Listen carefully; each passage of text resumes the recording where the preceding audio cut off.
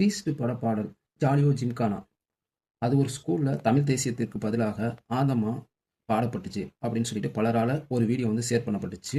நான் அதை பற்றி ஒரு ஷார்ட்ஸ் போட்டிருந்தேன்.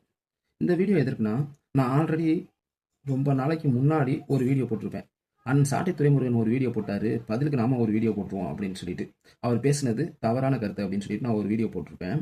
இப்போது நிறைய பேர், அதாவது நாம் தமிழர் கட்சிக்கு வாக்கு செலுத்தியவர்களை விட சாட்டை துரைமுருகனுடைய யூடியூப் சேனலையும் இன்ஸ்டாகிராம் பேஜையும் ஃபாலோ பண்ணக்கூடிய மக்கள், இளைஞர்கள் அதிகம்.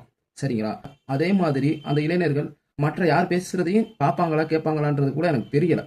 இன்ஸ்டாகிராம்ல யூடியூப்ல வந்து என்டர்டைன்மெண்ட் கண்டென்ட்டை மட்டும் பார்த்துட்டு சாட்டை அண்ணனை மட்டும் பாலிடிக்ஸுக்காக ஃபாலோ பண்ணக்கூடிய இளைஞர்கள் அதிகம் அப்படிங்கிற மாதிரி நான் நினைக்கிறேன். அவர்கள்ட்ட ஒரு தவறான ஒரு கருத்தை வந்து அவர் சொல்லிட்டாரு தெரியாம. பழைய ஒரு வீடியோ எடுத்து இப்போ நடந்த தவறு அப்படிங்கிற மாதிரி சாட்டை துரைமுருகன் அண்ணன் பேசுகிறாரு. ஒன்றும் அந்த வீடியோவை நீக்கணும், நீக்கினாலும் நீக்காட்டாலும் அது ஷேர் ஆயிரும், ஓகே. ஆனால் அந்த வீடியோவை அவர் நீக்கலை, ஓகே. ஆனால் ஒரு வீடியோ போடணும் கண்டிப்பாக.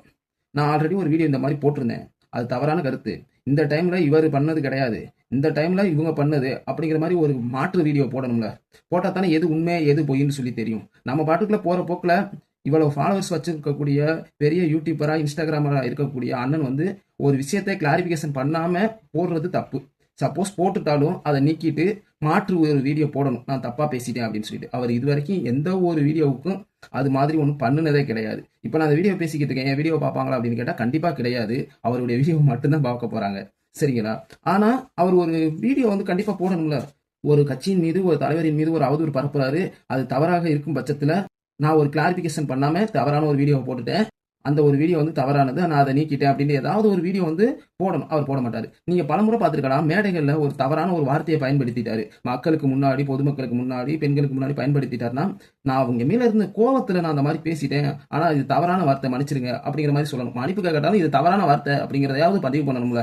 அவ்வளவு பெண்கள், அவ்வளவு இளைஞர்கள் அதை பார்த்துக்கிட்டு இருக்காங்க அப்படிங்கிற பட்சத்தில். ஆனால் அவர் பண்ண மாட்டார். அவர் போகிற போக்கில் எந்த வார்த்தையை வேண்டாலும் அடிச்சு விட்டுட்டு போவார், எந்த ஒரு இதை வேண்டாலும் அவதூறுகளை வேண்டாலும் பரப்பி விட்டுட்டு போவார்.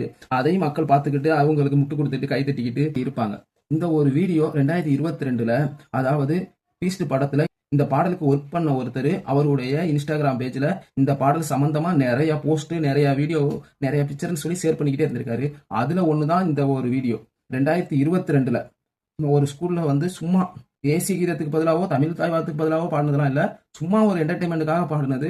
அதை எடுத்து கொண்டு வந்து இன்னைக்கு விஜய்க்கு எதிராக அவதூறை பரப்பிக்கிட்டு இருக்காங்க. நான் விஜய்க்கு முட்டு கொடுக்கறதுக்காக நான் இந்த ஒரு வீடியோவை போடலை, சாட்டை துரைமுருகனுடைய செயலை சுட்டி காட்டுறதுக்காக இந்த ஒரு வீடியோவை போடுறேன். தேங்க்யூ.